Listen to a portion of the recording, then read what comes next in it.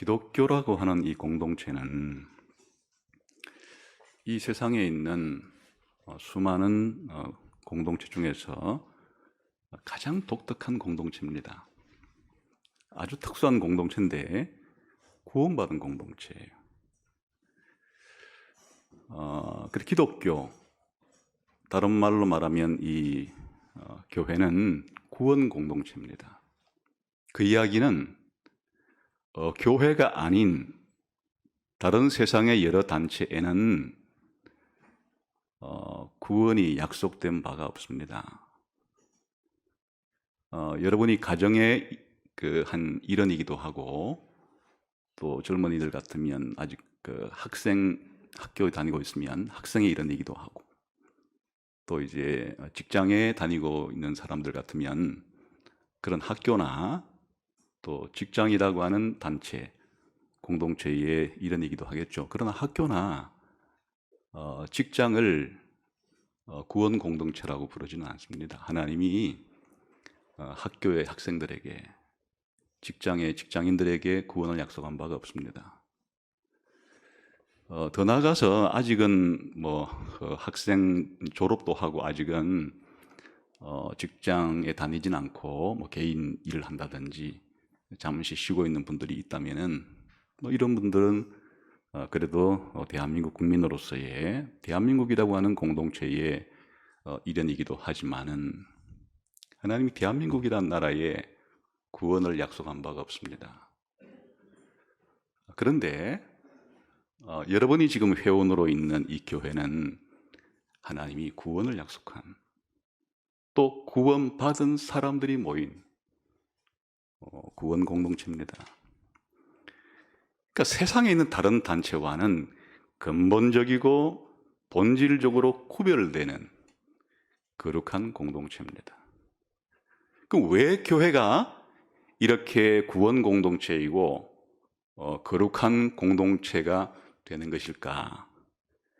그 비결은 예수님을 믿는 믿음에 있습니다.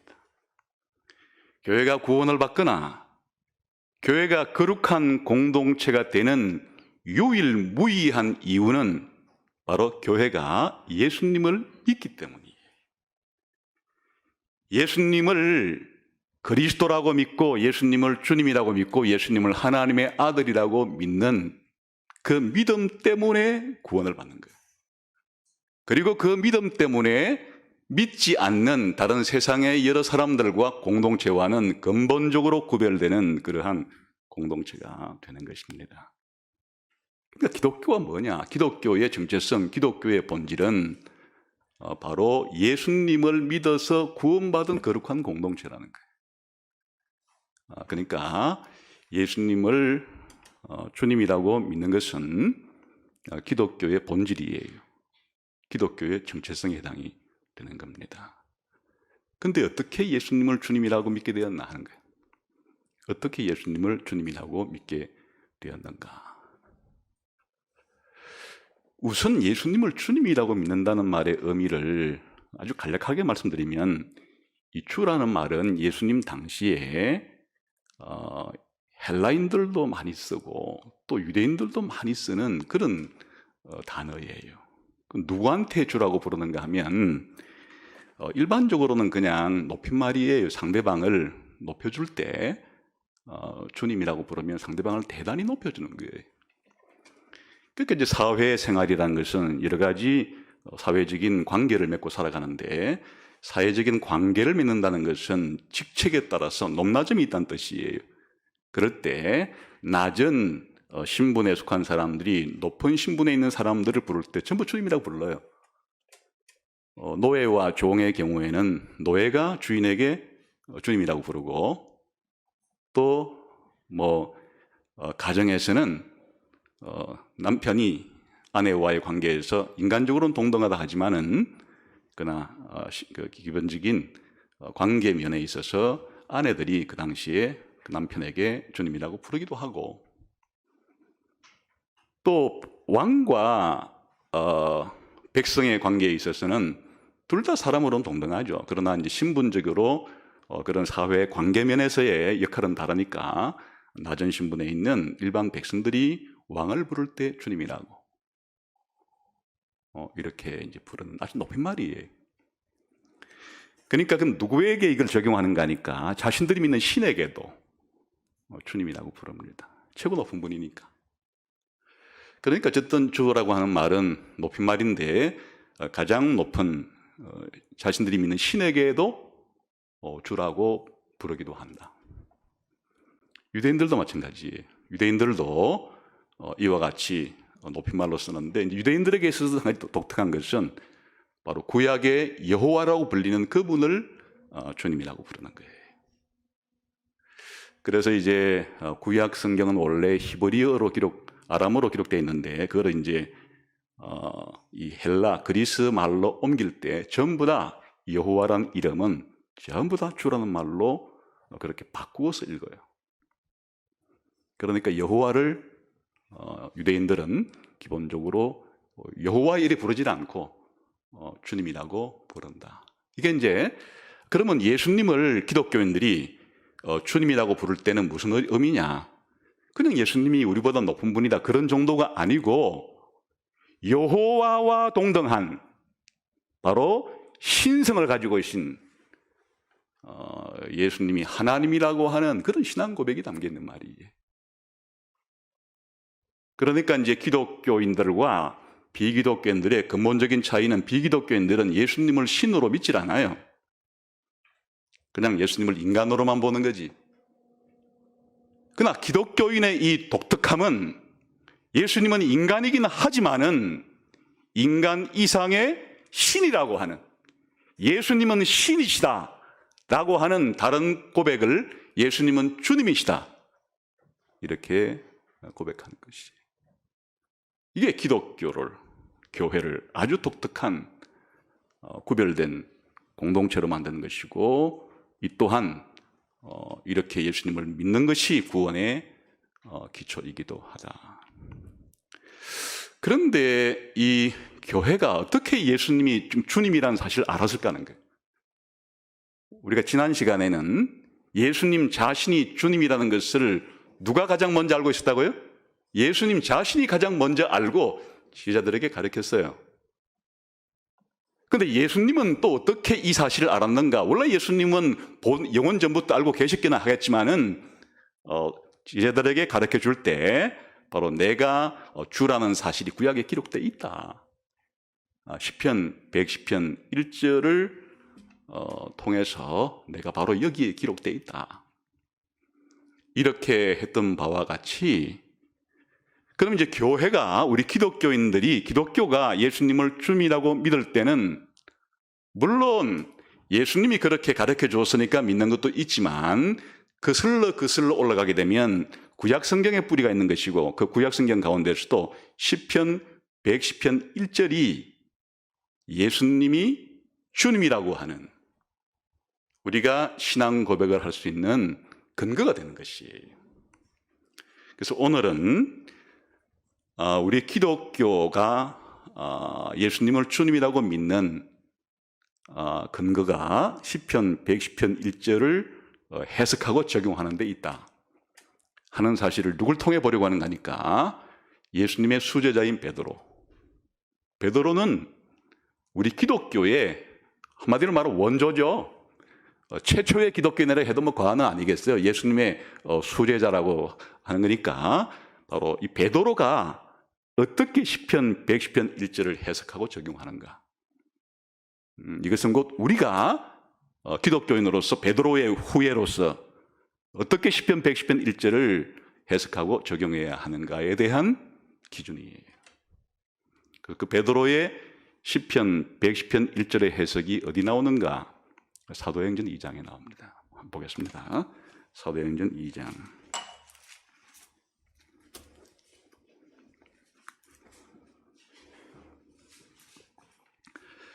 사도행전 2장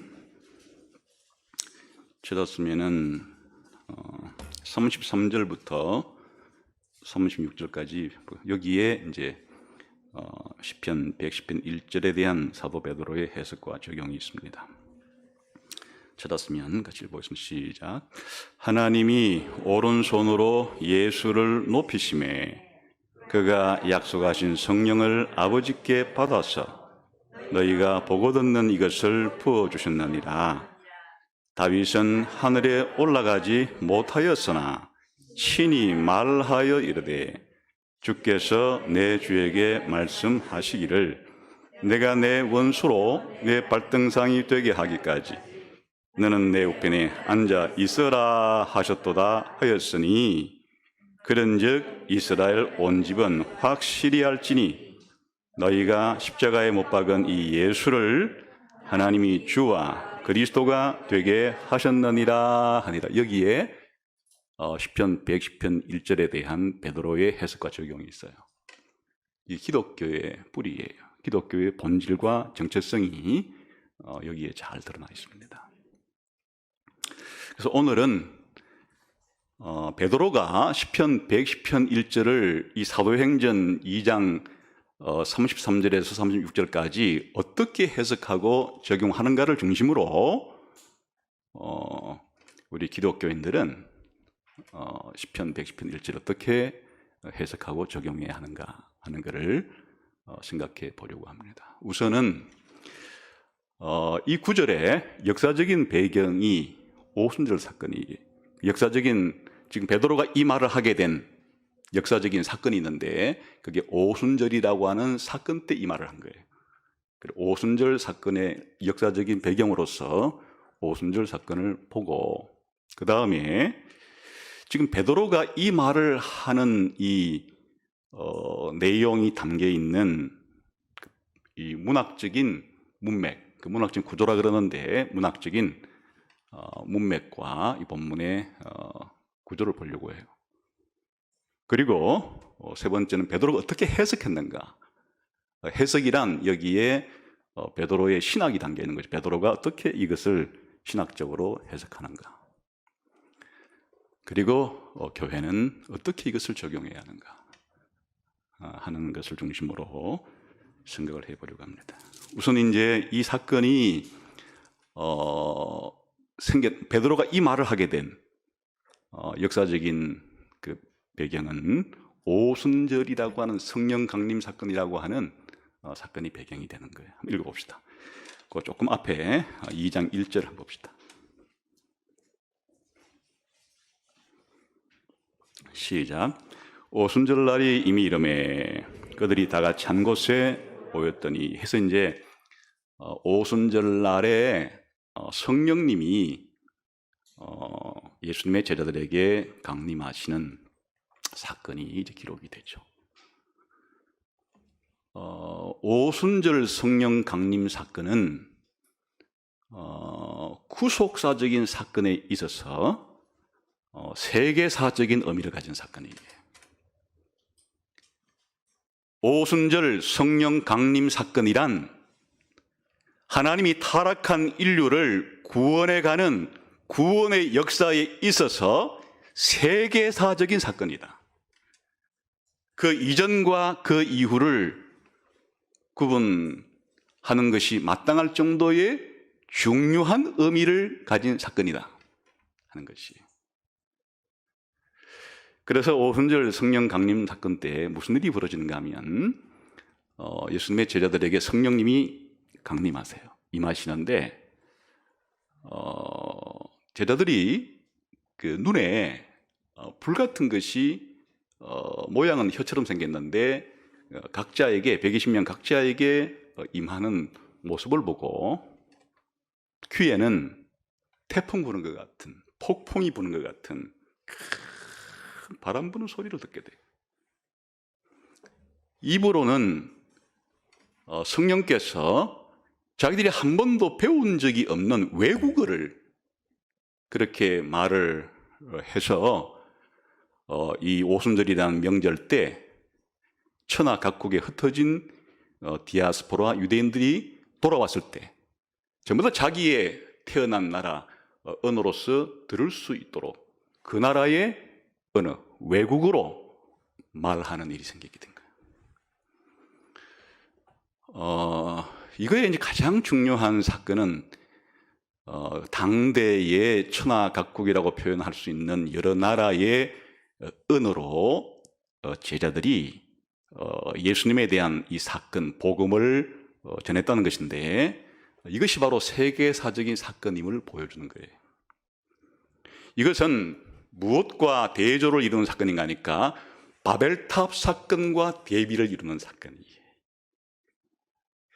바벨탑 사건이란 하나님이 아담을 창조하고 아담이 타락하고 이 타락의 결과가 계속 이어져서 노아 시대 때 하나님께서 타락한 인류를 물로써 심판하고 그 이후에 다시 인류가 번성했을 때 하나님을 대적함으로써 하나님이 인류의 언어를 흐트러뜨림으로써 사람들을 온 지면에 흩어버리시는, 언어를 나누심으로써 타락한 인류를 전 세계에 흩어버리시는, 언어의 분열과 타락한 인간들의 심판. 그러니까 오늘날 전 세계 모든 나라에 다양한 언어가 사용되고 있는데, 이것이 언제 이렇게 다양한 언어가 생겼느냐? 성경이 하는 말에 의하면 바벨탑 사건이 일어날 그때에 하나님께서 인류의 언어를 이렇게 나누셨다. 근데 오순절날 성령께서 사도들의 많은 외국어를 통해서 전 세계 언어를 통합해서 다 알아들을 수 있는 예수님에 관한 복음을 전하게 함으로써 언어를 통일시켜버린 거예요. 다시 말하면 아담의 타락으로 인해서 이 땅에 벌어진 심판에 대한 본격적인 하나님의 구원 사건이 이제 이 오순절 사건으로 말미암아 세계차적으로 세계의 여러 민족들을 다 이제는 복음으로 하나 되게 하고 예수 믿게 하겠다고 하는 엄청난 사건을 보여준 것이 오순절 사건이에요. 사실 어떤 의미에서는 바벨탑에서 하나님에 대한 도전으로 인해서 언어를 흩어버리셨을 때 그 다음에 누가 등장하는가 하니까 아브라함이 등장해요.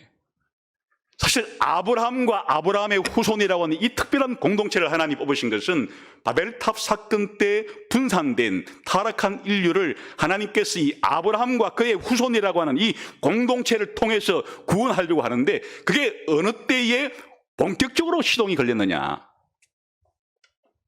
오순절날 성령께서 이 신약교회에 임하심으로써 신약교회가 탄생함으로써 새언약교회가 탄생함으로써, 쉽게 말하면 기독교가 탄생함으로써 하나님께서 타락한 인류를 여러 민족과 여러 언어로, 여러 방언으로, 여러 나라로 나누어진 이 세계 모든 나라, 세계 모든 민족, 세계 모든 언어를 사용하는 사람들을 이제는 모두 다 구원하기 시작하는 본격적인 시기가 기독교의 탄생 시기다. 그러니까 기독교는 세계 복음화를 위해서 하나님의 구속사의 중요한 전환점에 생기게 된 게 기독교예요. 기독교가 뭐냐? 바벨탑 사건에서 흩어진 민족과 흩어진 언어를 이제는 세계 민족들 가운데서 본격적으로 구원하시려고 하는 하나님의 시간표가 도래했기 때문에 세계적인 구원을 본격적으로 시작하기 위해서 하나님이 일으키신 것이 바로 새 언약교회, 신약교회, 다른 말로 말하면 기독교예요. 기독교는 세계적인 구원과 연관된 하나님의 집단이에요. 이것이 베드로가 시편 110편 1절을 해석하게 된 역사적인 배경이에요. 오순절 사건이라고 하는 이것과 연관된 거예요. 베드로 이 해석이라는 것이 자체가. 두 번째, 그럼 베드로 이 해석이 지난 시간에도 말씀을 드렸는데 성경 해석은 항상 주변에 최소한 연관된 문맥과 다 어우러져서 해석을 해야 바른 해석이 나온다 그랬죠. 이것도 마찬가지예요. 베드로가 시편 110편 1절을 인용하고 해석할 때 그 문맥이 사도행전 2장 전체가 문맥이 되는 거예요. 다 연관됐다 그 말이에요. 이것이 전부 다 연결됐단 말이에요. 그래 1절부터 사도행전 2장 1절부터 14절까지는 오순절 성령 강림 사건이 벌어진 사건 자체에 대한 기술이에요. 그 다음에 14절부터 지금 우리가 읽었던 36절까지는 이 사건에 대한 베드로의 해석이에요. 베드로의 해석이 설교를 통해서 예수님에 대한 설교를 통해서 지금 이루어지고 있는데, 그러니까 사도행전 2장 14절부터 지금 방금 우리가 읽었던 베드로의 인용이 나오는 요 36절까지는 오순절 성령 강림 사건에 대한 베드로의 해석이다.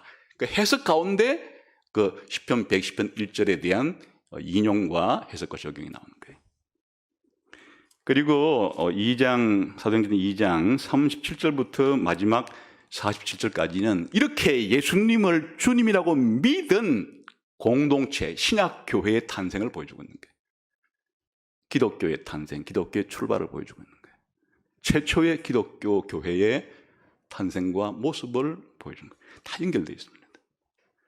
그러니까 우리가 지금 오늘 해석해 보려고 하는 베드로의 시편 110편 1절에 대한 인용과 해석과 적용은 전체 어떤 문맥 속에 있다고요? 오순절 성령 강림 사건과 베드로의 해석과 그리고 베드로의 해석을 받아들인 사람들이 구성된 최초의 기독교 교회의 탄생이라고 하는 이 전체 문맥 가운데 바로 이 기독교의 탄생을 예고하는, 또 알리는, 어떻게 기독교란 단체가 본질적으로 구성되어야 되는지에 대한 그 해석 가운데 사도 베드로의 시편 110편 1절의 해석과 적용이 있다, 그런 뜻이에요. 그래서 좀 더 가까운 문맥은 이 베드로의 그 오순절 사건의 해석 가운데서도 좀 더 직접적인 가까운 문맥은 22절부터 36절까지가 오늘 우리가 해석하려고 하는 이 본문의 직접적인 문맥이 되겠습니다. 자, 무슨 내용이 나오는지 한번 봅시다. 22절을 한번 읽어볼까요? 시작. 이스라엘 사람들아, 이 말을 들으라. 너희도 아는 바와 같이 하나님께서 나사렛 예수로 큰 권능과 기사와 표적을 너희 가운데에서 베푸사 너희 앞에서 그를 증언하였느니라. 이건 무슨 내용이에요? 예수님의 삶에 대한 거예요. 하나님이 예수님의 삶을 통해서 많은 기적을 일으키셨는데 그것은 예수님이 누구라는 사실을 알리는 것이었다, 그런 뜻이에요. 그 예수님을 통해서 예수님이 행하신 여러 가지 기적들이 예수님이 누군지를 알리는 하나님의 증언이기도 했다. 그 예수님의 삶에 대해서 아주 간결하게 지금 이렇게 요약을 좀 하고 있는 거예요. 예수님의 삶이 뭐냐? 하나님이 예수님을 통해서 수많은 기적들을 일으키신 것은 바로 예수님이 나중에 보면 나오는데 예수님이 하나님의 아들이라는, 그리스도라는, 주라는 증거다. 이렇게 예수님의 삶을 간단하게 요약을 해요. 그 다음에 23절 시작. 그가 하나님께서 정하신 뜻과 미리 하신 대로 내준 바 되었거니 너희가 법 없는 자들의 손을 불려 못 박아 죽였어. 예수님의 죽음에 대한 요약이에요. 예수님의 죽음은 유대인들이 로마인인 빌라도에게 넘겨서 빌라도의 사형 언도로서 그렇게 죽은 사건이긴 하지만 원래 하나님이 계획하신 것이다. 이게 하나님이 예정하신 것이다. 우연히 일어난 사건이 아니고 이런 일이 일어날 수밖에 없도록 하나님이 정해 놓은 것인데 정해진 때가 되어서 예수님을 죽음에 내어준 거다. 그래서 너희들이 그렇게 예수님을 죽일 수가 있게 된 거다. 예수님의 죽음에 대한 아주 간략한 해석이에요. 그 다음에 24절부터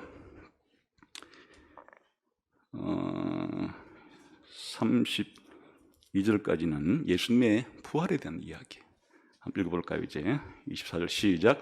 하나님께서 그를 사망의 고통에서 풀어 살리셨으니 이는 그가 사망에 매여 있을 수 없습니다. 이건 예수님 뭐예요? 부활 사건이죠. 하나님이 예수님을 부활시켰다 이 말이에요. 하나님이 예수님을 부활시켰다. 그런데 놀라운 것은 이것이 예수님의 부활이 이미 구약 성경에 예언되어 있었다. 이제 그렇게 말하는 그 다음에 증거를 한 거예요. 25절부터 28절 시작. 다윗이 그를 가리켜 이르되 내가 항상 내 앞에 계신 주를 배웠으며 나로 요동하지 않게 하기 위하여 그가 내 우편에 계시도다.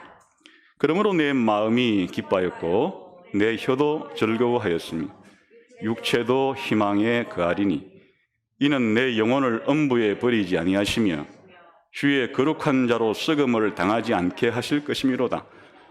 주께서 생명의 길을 내게 보이셨으니 주 앞에서 내게 기쁨이 충만하게 하시리로다 하였으므로.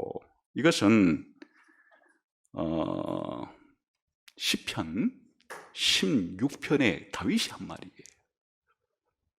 그러니까 하나님이 보세요. 하나님이 예수님을 죽음으로부터 부활시켰는데 다윗이 이미 시편 16편에 예수님의 부활을 예고해 놨다. 그런 말이에요. 그래 이제 증명을 구약의 시편 116편을 가지고 증명을 했죠. 그 다음에 거기에 대한 베드로의 해석을 붙여주는 거예요. 29절 시작. 형제들아 내가 조상 다윗에 대하여 담대히 말할 수 있노니 다윗이 죽어 장사되어 그 묘가 오늘까지 우리 중에 있도다. 그는 선지자라 하나님이 이미 맹세하사 그 자손 중에서 한 사람을 그 위에 앉게 하리라 하심을 알고 미리 본고로 그리스도의 부활을 말하되 그가 음부에 버림이 되지 않고 그의 육신이 썩음을 당하지 아니하시리라 하더니. 이건 뭐에 대한 해석이에요? 아까 다윗의 시편 16편에 있는 그 구절들에 대한 해석을 지금 해주는 건데, 다윗은 멀쩡히 죽은 사람인데 시편 16편에 부활하는 사람에 대한 이야기가 나오는데 그것은 다윗이 미리 앞으로 부활할 그리스도를 내다보고서 그리스도의 부활을 미리 말해 놓은 거다. 그렇게 시편 16편을 해석하는 거예요. 그리고 이제 결론 32절 시작. 이 예수를 하나님이 살리신지라 우리가 다 이 일의 증인이다. 이게 무슨 뜻이에요? 예수님이 부활하신 것을 우리에게 보여주었는데 이게 다윗이 이미 예고해놨던 것이고 하나님이 예수님을 부활시켜서 우리에게 보여주었으니 우리들은 예수님이 부활했다는 사실에 대한 증인들이다. 예수님의 부활을 그렇게 이제 설명하는 것이에요. 그 다음에 33절이에요. 시작. 하나님이 오른손으로 예수를 높이시며 그가 약속하신 성령을 아버지께 받아서 너희가 보고 듣는 이것을 부어주셨느니라. 이건 예수님이 뭘 가르쳐요? 예수님의 성천. 그러니까 예수님이 성천했다는 말인데 베드로의 용어를 사용하면 하나님이 오른손으로 예수를 높였다.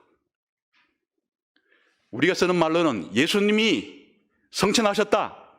베드로의 용어는 하나님이 오른손으로 예수님을 높이셨다. 그런데 시편 110편 1편의 용어로 말하면 하나님이 내 주에게 너는 내 우편에 앉아 있어라 한 게 예수님의 성천을 미리 예언해 놓은 것이다 하고 이제 시편 110편 1절을 가져오는 것이에요. 그 다음에 34절 35절 시작. 다윗은 하늘에 올라가지 못하였으나 신이 말하 이르되 주께서 내 주에게 말씀하시기를 내가 네 원수로 내 발등상이 되게 하기까지 너는 내 우편에 앉아 있어라 하셨도다 해서. 그러니까 이제 시편 110편 1절은 지금 베드로가 무엇을 말하는 것에 대한 하나의 증거 구절로 사용되는 거예요. 예수님의 성천이 이미 하나님이 구약 시대에 다윗을 통해서 예언해 놓았다 하는 것에 대한 적용을 하기 위해서 시편 110편 1절을 인용하고 그리고 해석이에요. 마지막 해석. 36절 시작.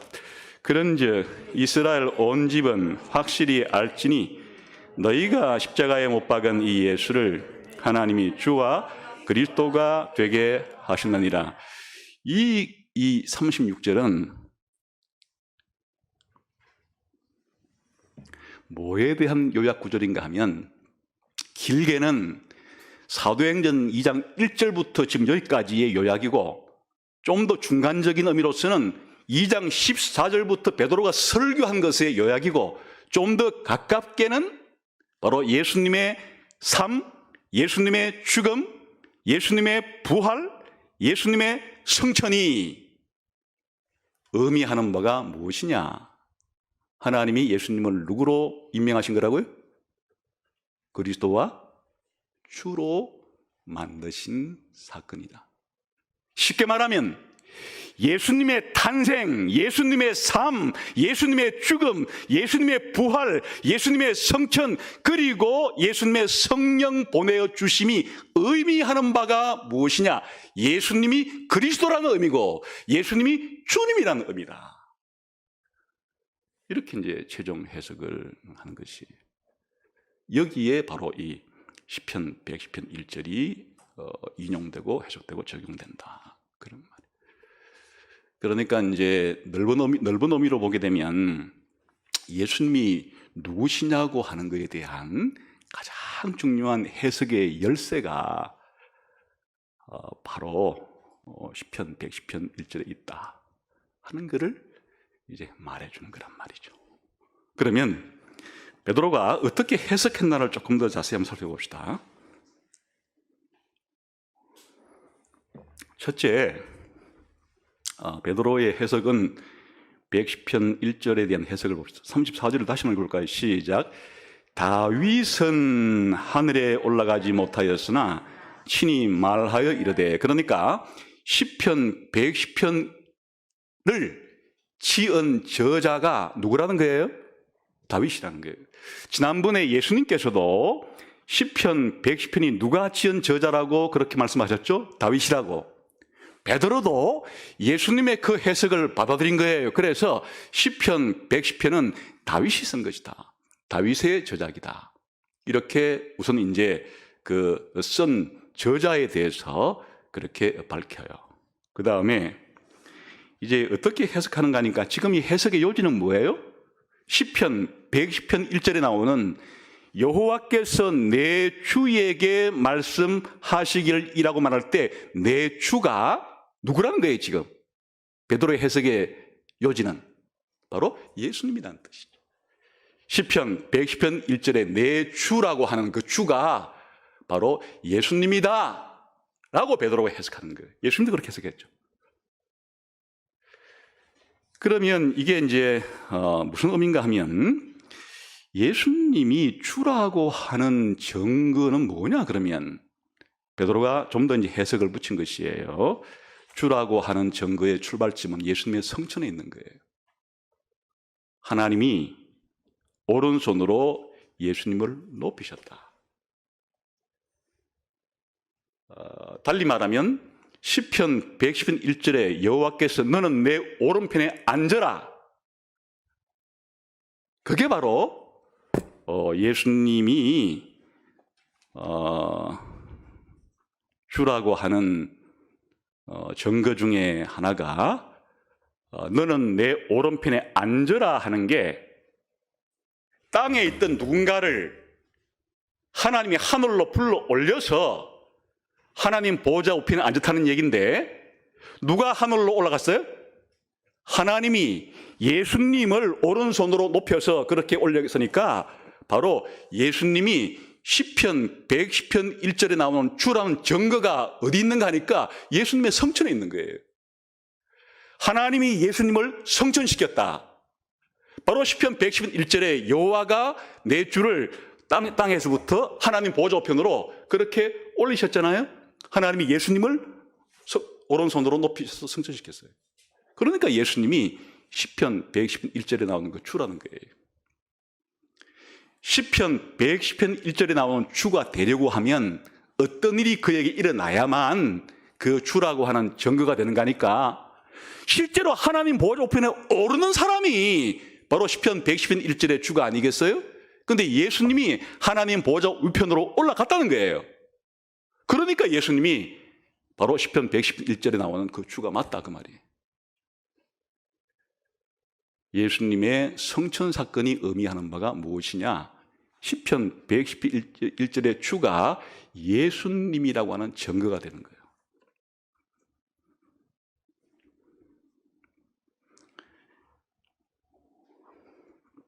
그러면 예수님이 성천에서 하나님 보좌 우편에 올라갔다는 말은 뭘 하려고 그렇게 올라갔는가 하니까 베드로의 또 해석이에요.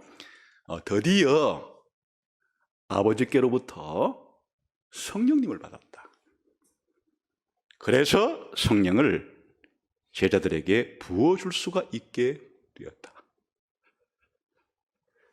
다시 말하면 예수님이 하나님 보좌 우편에 앉으셨다고 하는 증거는 그는 뭐냐는 거예요. 이번에는 우리가 받은 성령님이 오순절 성령 강림 사건이 예수님이 하나님 보좌 우편에 또 앉았다는 증거가 되는 거예요. 왜? 하나님 보좌 우편에 앉았다고 하는 것은 하나님과 방불할 정도의 능력을 가지고 있어서 원래 구약 성경에서 사람들에게 성령을 부어주시는 분은 오직 여호와 하나님밖에 없는데 이제 예수님께서 하나님 보좌 우편에 앉으심으로써 하나님만 부어줄 수 있는 성령을 예수님이 부어줄 것이 바로 오순절에 일어난 이 사건이니까 바로 예수님이 지금 어디에 가 있음이 증거가 되는 거니까 하나님 보좌 우편에 앉아 계신다는 것이 증거가 된다 그런 말이에요.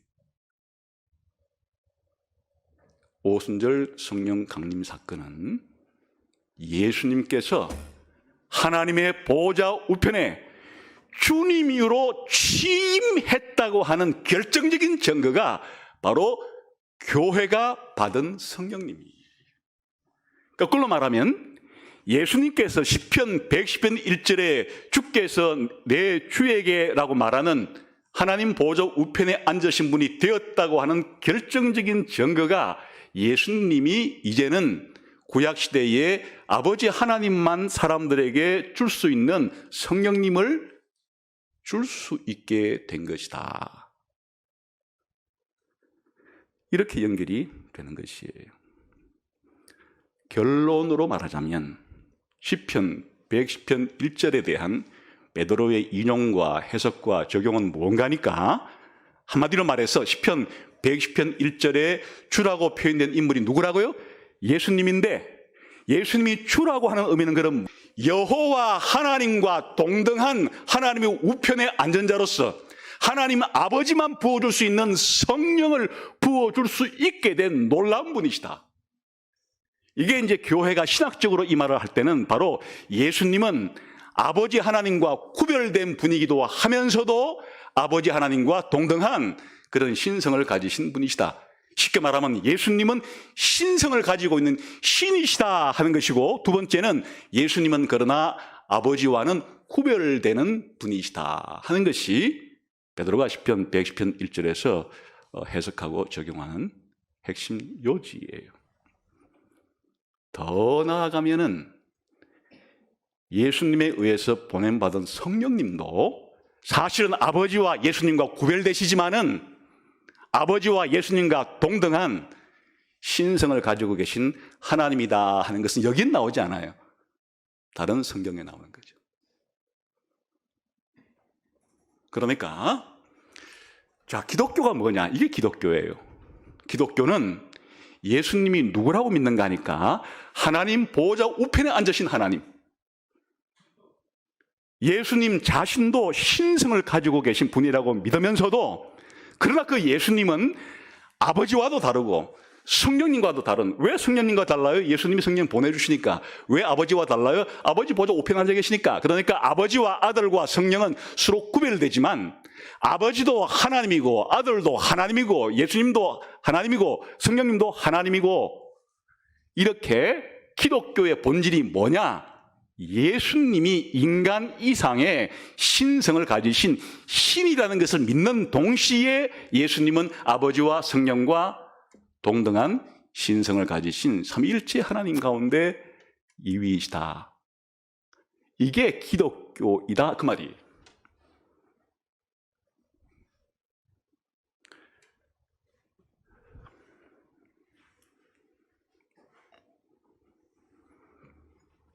그러니까 기독교는 독특한 것이에요. 교회는 독특한 것이고 기독교인은 아주 독특한 사람이에요. 이걸 믿는 사람이에요. 예수님은 시편 110편 1절에 나오는 주님이신데 의미가 뭐냐? 예수님은 인간 이상의 신성을 가지신 분이다. 그러나 그 예수님이 아버지와 성령과는 구별되시는 분이시다.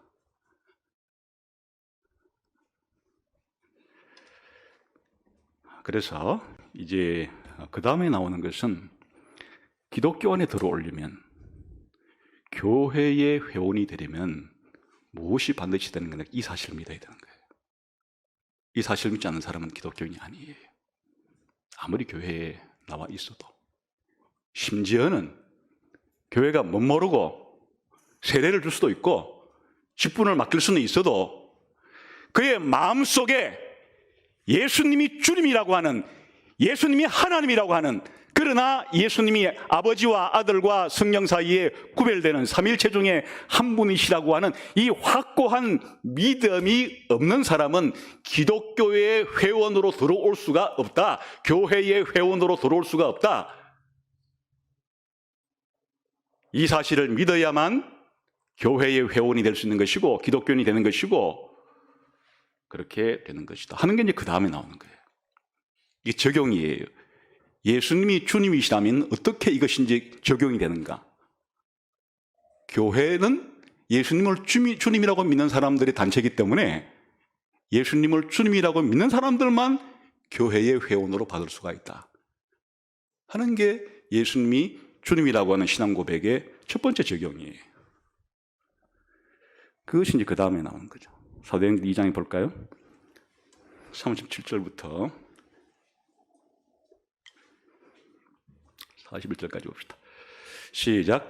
그들이 이 말을 듣고 마음에 찔려 베드로와 다른 사도들에게 물어 이르되 형제들아 우리가 어찌할꼬 하거늘 베드로가 이르되 너희가 회개하여 각각 예수 그리스도의 이름으로 세례를 받고 죄 사함을 받으라. 그리하면 성령의 선물을 받으리니. 이게 무슨 말이에요? 큰일 난 거예요. 지금 베드로의 설교를 듣고 보니까 자신들은 누굴 죽였어요? 그리스도를 죽였고 주님을 죽였어요.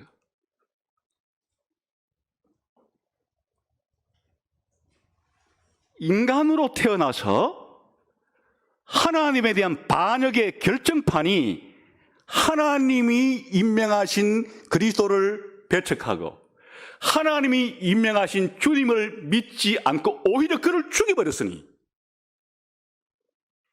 이게 죄예요. 성경이 말하는 죄의 본질과 뿌리는 바로 하나님을 믿지 않는 것인데 더 구체적으로 말하면 하나님이 보내신 예수 그리스도를 예수 주님이심을 받아들이지 않는 거예요.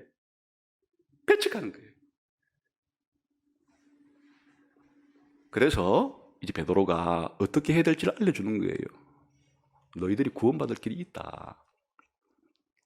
구원받을 길이 있고 하나님의 백성으로 될 방법이 있는데 그것은 바로 회개하고 예수님의 이름을 믿고 세례받는 거다. 여기서 예수님의 이름을 믿는다는 말이 무슨 말인지 아시겠죠? 예수님을 그리스도라 믿는 것, 예수님을 주님이라고 믿는 것, 이게 예수 그리스도의 이름을 믿고 회개하는 거예요. 예수님의 이름을 부르는데 어떻게 불러요? 주님이시여 그리스도시여 예수님을 주님이라 부르고 예수님을 그리스도라고 부르는 것은 예수님을 주님이라고 믿고 예수님을 그리스도라고 믿는, 근데 그동안 안 믿었던 것을 회개하고 이렇게 예수님을 이름을 부른다는 것은 그리스도로 주님으로 그렇게 믿고 받아들이면, 그렇게 믿고 받아들였다는 표시로 세례를 받아라. 세례 받는다는 것은 이제 이 사람은 예수님을 그리스도로 주님으로 받아들인 사람들을 교회가 입회의식을 하기 위해서 하는 것이 세례식이에요. 그러니까 교회가 뭐냐, 기독교가 뭐냐, 바로 이거에 베드로가 방금 전했죠. 예수님의 삶, 예수님의 죽음, 예수님의 부활, 예수님의 성천, 예수님의 성령 보내심이 의미하는 바가 뭐냐? 바로 하나님께서 너희들의 죄를 용서해 주기 위해 보내신 그리스도시고, 바로 너희들에게 성령을 보내주시기 위해서 보내주신 주님이라는 사실을 너희가 믿어라. 그리고 믿은 사람은 세례를 받으라. 그리고 교회에 들어와라. 그래야 기독교가 되는 거다. 그러니까 기독교회라고 하는, 기독교라고 하는 신약 새언약 교회라고 하는 것은 아무나 그냥 나도 교회 들어갈래, 나도 회원 좀 되게 해줘, 이렇게 한다고 되는 것이 아니라 그가 믿어야 된다. 예수님을 그리스도로, 예수님을 주님으로. 그래서 예수님이 그리스도니까 내 죄를 용서해 줄 수 있는 거고, 예수님이 주님이니까 나에게 성령을 보내어 주시는 분이라는 사실을 믿을 때, 믿는 사람들만을 신약성경은 기독교인이라 부르고, 이런 믿는 사람들의 공동체를 교회라 부르고, 이걸 기독교라고 부른다. 그러니까 예수님이 그리스도시고 주님이시고, 뭐 기면 어떻고 아니면 어떻고, 그렇게 생각하는 사람이 바로 비기독교인이고 교회 회원이 아니고 그리스도인이 아닌 사람이라 그 말이에요. 모름지기 기독교는 예수님을 그리스도로, 예수님을 주님으로 믿어서 죄사함도 받고 영생도 얻고 하는 것이 교회다. 근데 이제 사실 이것은 문호가 활짝 열려 있어요. 39절 봅시다. 시작. 이 약속은 너희와 너희 자녀와 모든 먼데 사람, 곧 우리 주 하나님이 얼마든지 부르시는 자들에게 하신 것이다. 근데 이제 이게 굉장히 개방적이에요.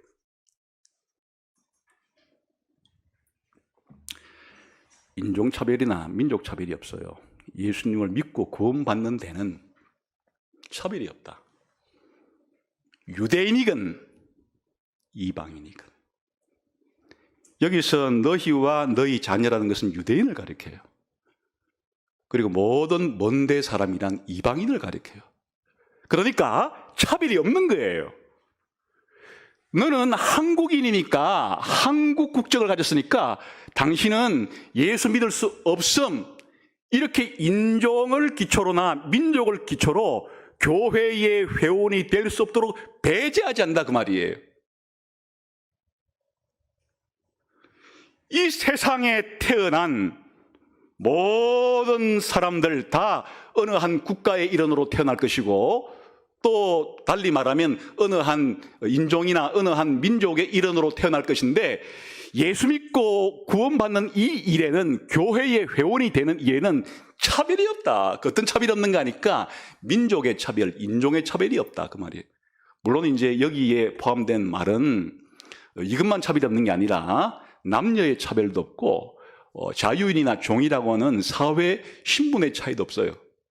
그러니까 넓게는 이 지구촌에 태어난 모든 사람들을 편가르는 그런 국경선이나 민족의 경계선이나 그런 인종의 경계선이나 이런 것들에 대한 차별 없음, 심지어는 한 사회에, 한 국가 내에 이 계층의 차이도 없음, 그리고 남녀 구별이 본질적인 것인데 남녀 사이의 구별도 없음. 누구나 남자든 여자든 다 예수 믿고 구원받을 수 있음.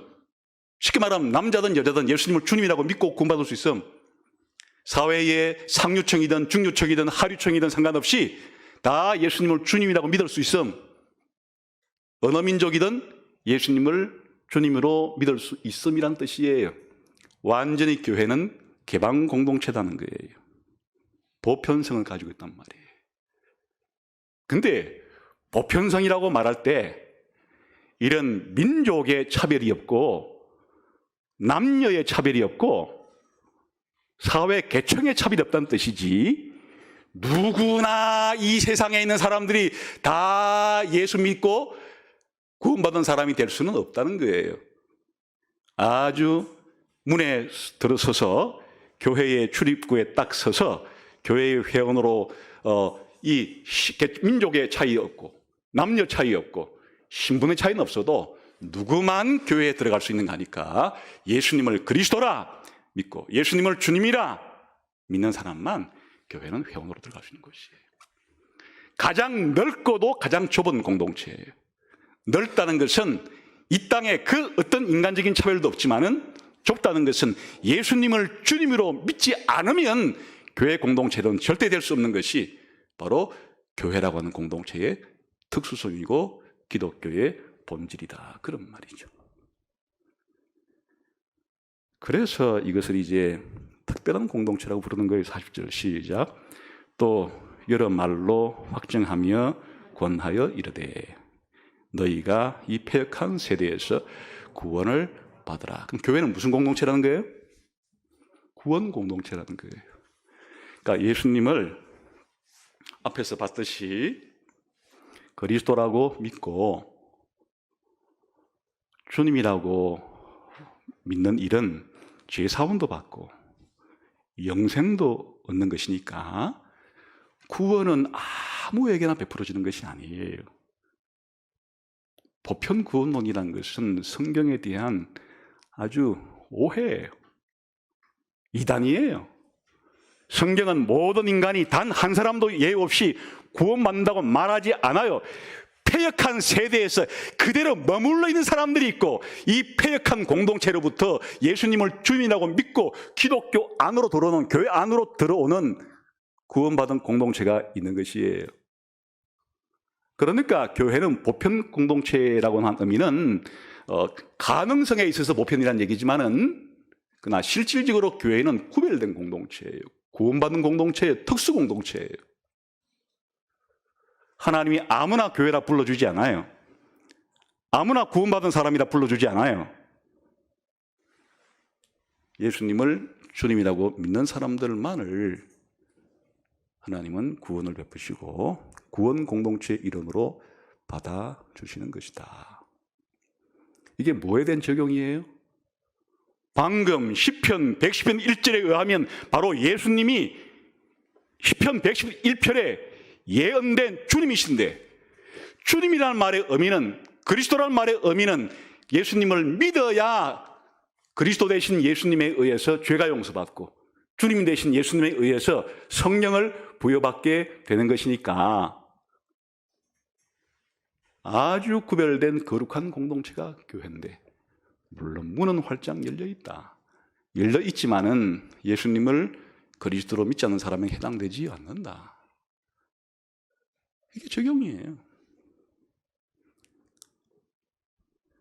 두 번째, 그럼 예수님을 주님으로 그리스도로 믿는 사람들의 삶은 어떠해야 되는가 하는 게 그 다음이에요. 이런 예수 믿는 공동체에 가입하려면 어떻게 해야 되는가에 대한 적용이고, 이제 지금까지는, 그 다음에는 예수님을 주님으로 믿은 이 교회라는 공동체의 모습은 어떠한가 하는 거예요. 42절부터가 되겠어요.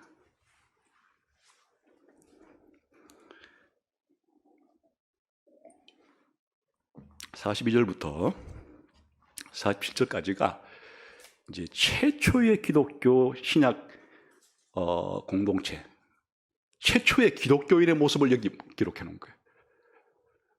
기독교인들이 세상에 살아갈 때 어떤 모습이어야 하는가, 여기에 요 짧은 한 단락 42절부터 47절까지 이 단락 속에 기독교의 이 땅에서의 삶의 본질적인 모습이 농축되어 있는 거예요.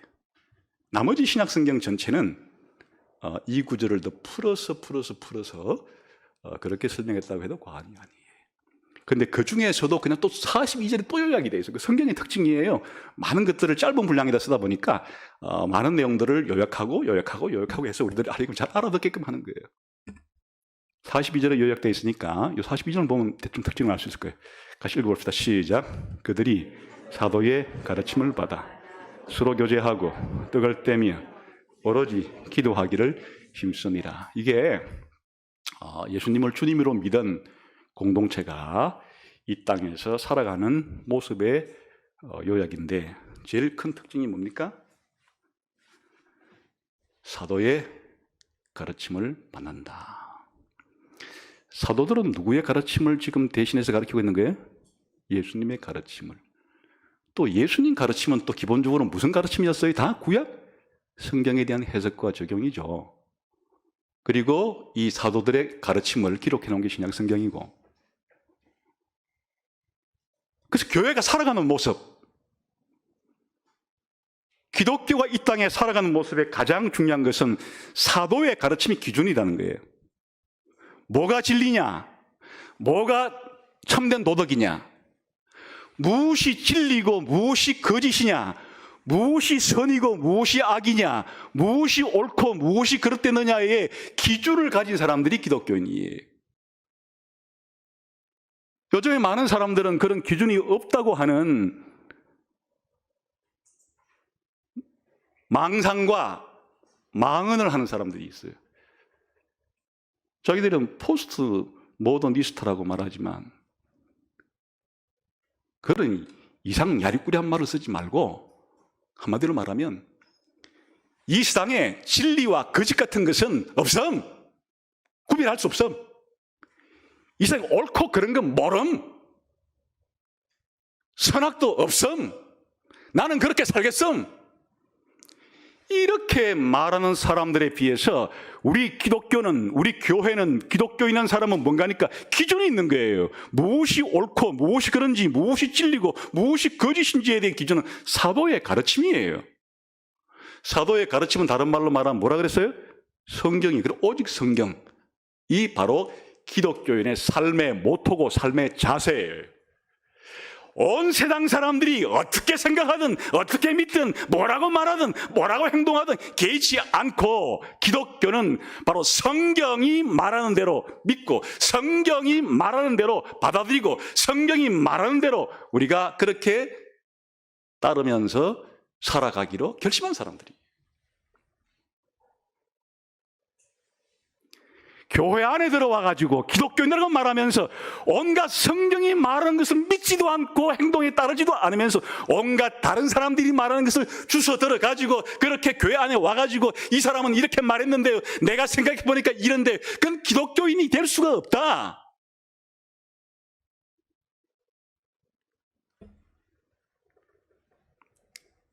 기독교는 넓게는 구약성경과 신약성경, 좁게는 사도의 가르침에 따라서 믿고 행동하는 사람들이다.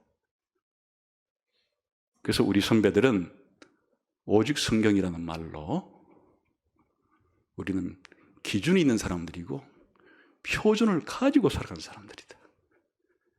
하나님이 옳다는 것은 옳고 하나님이 그릇한 것은 그릇하고 받아들이는 사람이에요.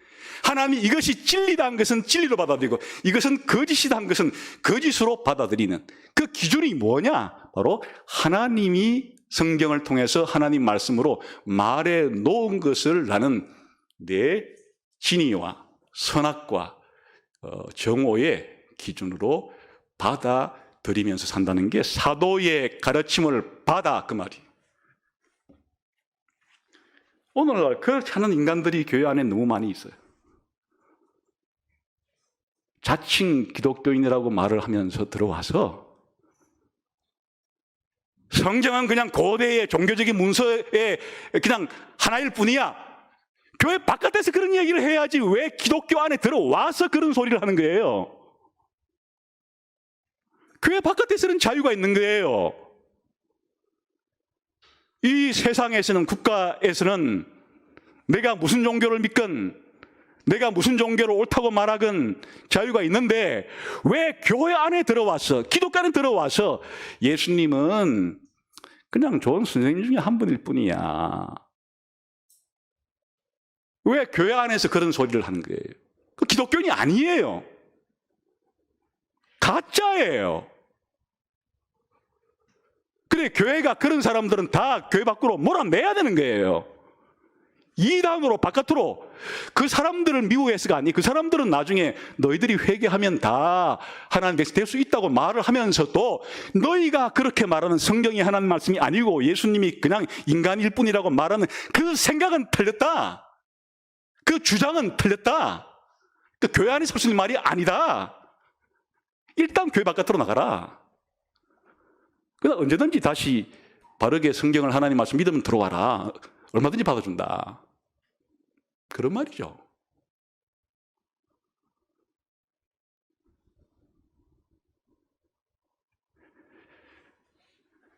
교회가 건강할 때는 이 구별 기준을 명확히 해서 갈라냈지만은 교회가 병들게 되면은 이 분별할 힘을 잃어버려가지고 이 구별을 못해가지고 그냥 예수님을 믿는 사람인지 안 믿는 사람인지 좋은 게 좋으니까 그냥 다 교회 안에 들어와 그냥 들어오라니까 이렇게 하게 되면 그 기독교는 부패하기 시작하고 기독교는 병들기 시작하는 것이고 기독교는 이 땅에서 심각하게 기독교가 아닌 모습으로 떨어지게 됩니다. 오늘날에 이런 모습이 너무 만연되어 있어서 문제가 되는 거예요. 그러면 사도의 가르침을 받아 서로 교제한다는 말이 뭔가 하니까 이 교제는 좀 폭이 넓어요. 우리가 뭐 이렇게 차 마시면서 이게 그런 의미가 아니고 그냥 모든 물건을 서로 통용하고 있는 사람들이 팔아가지고 가난한 사람들에게 주고 이걸 교제라고 부른 거예요 지금. 이건 공산주의가 아니에요. 공산주의는 나쁜 거예요. 폭력적으로 부자들의 돈을 빼앗아서 나눠 먹자는 거예요. 그거는 강도질이고 도둑놈질이지. 그건 성경이 말한 바가 아니에요. 그러니까 부자의 돈을 빼앗아 가난한 사람끼리 나눠 먹자는 것은 그건 비성경적이고 반하나님적이고 반기독교적인 아주 악랄한 사상이에요. 왜 멀쩡한 다른 사람의 사유재산을 그렇게 자기가 강탈해요? 여기에 교회의 모습은 그런 게 아니에요. 바로 성령을 받아 하나님의 은혜를 받아 사랑이 넘쳐 자발적으로 자진해서 자기 재산이 있더라도 좀 교회 안에 어려운 사람이 있을 때 나누어 썼다는 의미지. 다시 말하면 천국에 갔을 때 하나님의 구원을 받은 놀라운 사람들이 천국에서 누릴 그 교제가 우리 이 세상에서 어디에서만 조그맣게 빛을 발하는 거니까 교회라는 공간 안에서 이렇게 하나님의 은혜를 받은 사람이 은혜가 너무 감격스럽고 이 구원을 받은 은혜가 너무 커서 뭐 여기에 내가 좀 가난한 성도들이 있을 때 내 자진해서 자발적으로 내 돈을 좀 흘어서 이 좀 가난한 성도들에게 나누어 쓰는 나누어 주는 이것은 천국 공동체의 모습이 아주 부분적으로나마 교회 안에서 실현됐다는 말이지. 그냥 서로 유무상통했다는 이 말만 가지고 그래 그냥 돈 많은 사람들 강제로 빼앗아서 나눠 먹자. 이건 완전히 사탄적이고 날강도 같은 생각이라 그 말이에요. 지금 초대교회가 한 것은 그것이 아니에요. 은혜의 넘침과 사랑의 넘침으로 자발적으로 성도들의 필요가 있을 때 그렇게 다 하나님의 것이라고 생각하기 때문에 천국은 다 우리 모두의 것이라 생각하기 때문에 지상에서부터 그렇게 물질에 대해서 사로잡히지 않고 내가 가졌다고 내 것도 아닌데 가난한 성도들에게 있으면 그걸 풀어서 나눠 쓸 수도 있는 이런 공동체가 되었다 그런 말이에요. 다시 말하면 천국 구경을 하려고 하면 어디 가서나 조금 그렇게 구경할 수 있는 거 아니까 교회에서 이런 교제의 모습이 발견되면은 여기에서 지상에 있는 천국의 그림자를 조금 보는 것이고 이것을 잘못 뺏겨가가지고 잘못 적용해가지고 그냥 부자들의 돈을 그렇게 강제적으로 국가의 권력을 이용해서 강탈하다시피 훔치다시피 그렇게 해서 가난한 사람 풀어먹이겠다고 하는 것은 그것은 사탄적인 생각이다. 그런 곳에 시상 지옥이 벌어지는 것이에요. 그러나 교회 안에서 자발적인 은혜로서 구원받은 은혜가 너무 커서 물질은 아무것도 아니야 이런 생각을 가지고 아무것도 아니라기보다는 천국에 우리 모두의 하나님의 은혜를 나누어야 해라는 생각으로 그렇게 교회 안에서 성도들 사이에 물질적인 그런 아주 궁핍한 절대적인 가난에 해당되는 사람이 있을 때 교회가 그렇게 구제하는 것이 교제이고, 그럴 때 천국이 어떤 곳인가를 어렴풋이 볼 수 있는 곳이다, 그런 말이죠.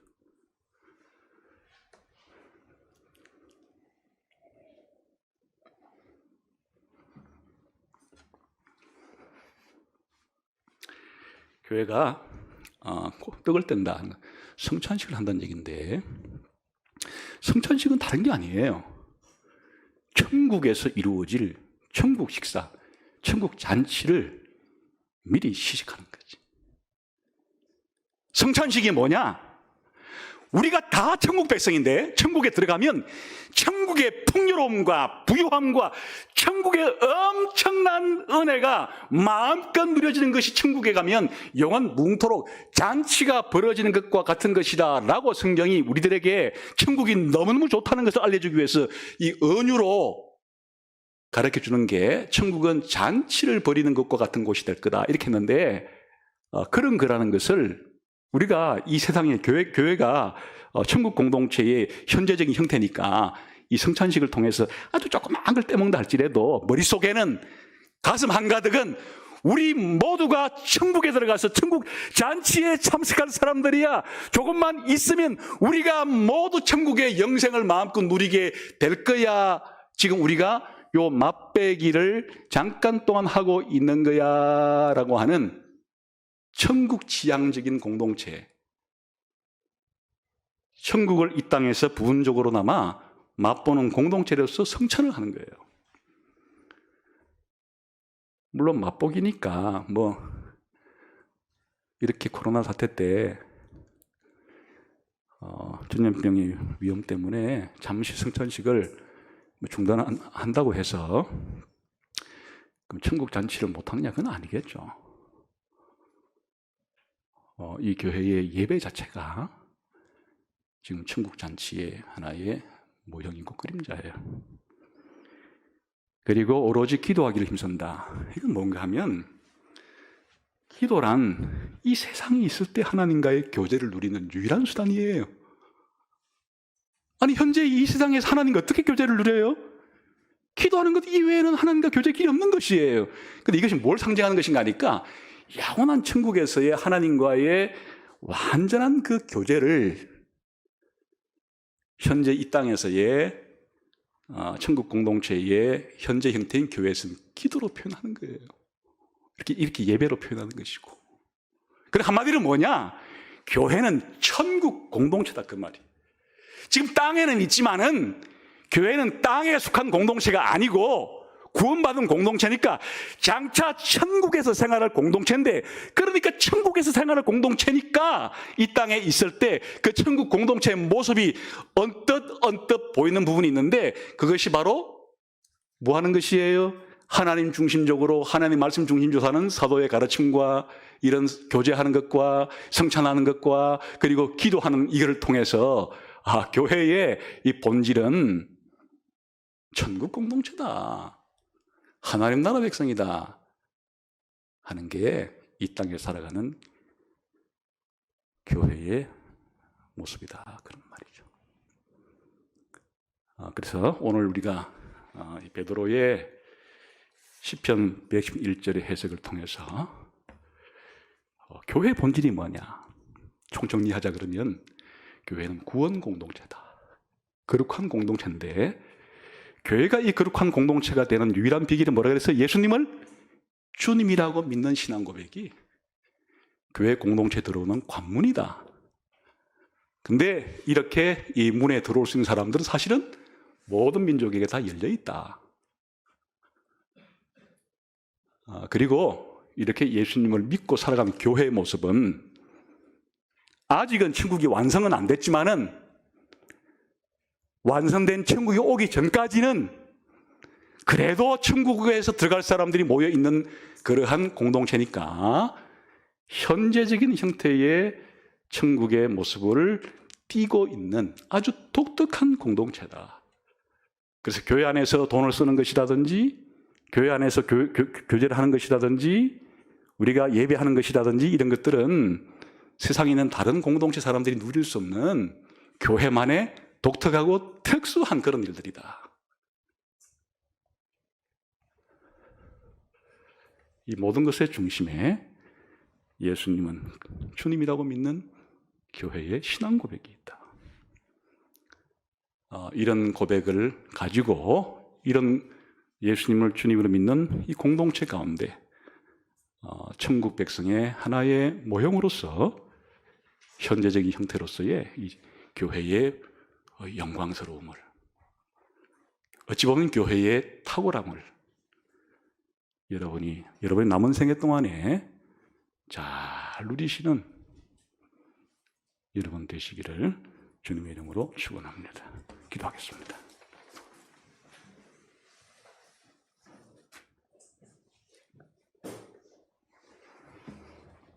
하나님 아버지, 저희들에게 은혜를 베풀어 주셔서 예수님이 그리스도시고 예수님이 주님이라는 사실을 알고 믿을 수 있도록, 또 예수님을 주님이라 믿는 공동체 안에서 생활할 수 있도록 교회의 일원으로, 기독교인의 일원으로 저희들을 삼아주신 것을 감사합니다. 예수님이 주님이라고 하는 이 신앙 고백을 통해서 우리 교회 생활을 통해 더 구체적으로 드러낼 수 있도록 저희 모두에게 복을 주옵소서. 예수님 이름으로 기도하옵나이다. 아멘.